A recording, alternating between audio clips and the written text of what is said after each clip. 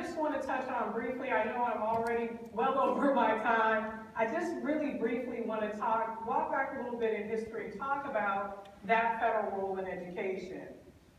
Since its establishment in 1867, first as Office of Education, the now cabinet level Department of Education has promoted student achievement by ensuring equal access to educational opportunity on a non-discriminatory basis. The federal government continues to address discrimination in public schools through Titles 4 and 6 of the Civil Rights Act in 1964, which Mr. Morial talked about. LDF currently litigates over 100 active desegregation cases. I'm not talking about 1954's Brown case. Right now in 2015, we have over 100 active desegregation cases that we rely on federal civil rights law to litigate. Last year, the Departments of Education and Justice issued historical federal guidance to schools to really address and remedy the epidemic of discriminatory discipline practices that were negatively impacting students of color, students with disabilities, and LGBTQ students. Even though we have data showing that students of color do not misbehave more frequently than their peers, we know that they're suspended and expelled at 3 times the rate of their white peers. So that, again, the federal government has played a critical role in guiding states on best practices.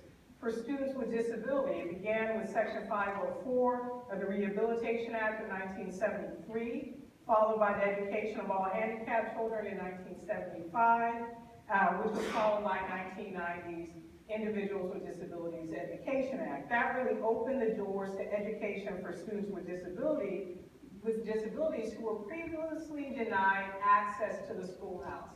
Mary Wright Edelman, who was LDF's director of the Mississippi office, always talks about going door to door, right? They were doing a survey door to door and seeing that students with disabilities were actually at home. They were being turned away from the schoolhouse. So the federal enforcement power has really played a vital role in educational access and opportunity. And today we're celebrating Title IX of the Education Amendments Act of 1972, which helps to ensure that young women also have equal access to quality educational opportunities on a non-discriminatory basis, including access to extracurricular activities and sports.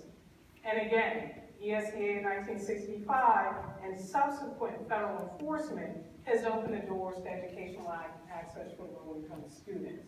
So what we're talking about is a federal oversight role, a federal enforcement role. We're not talking about a punitive intervention that's reminiscent of No Child Left Behind. We're talking about oversight, guidance, and support.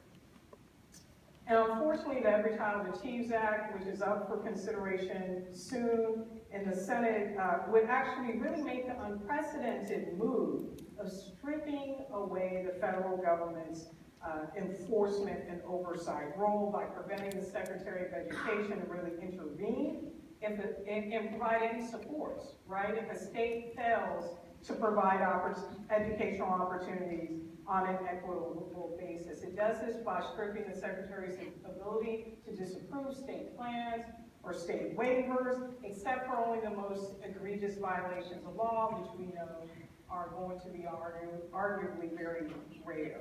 So this is really an unprecedented move. We're doing something that has never happened before in history.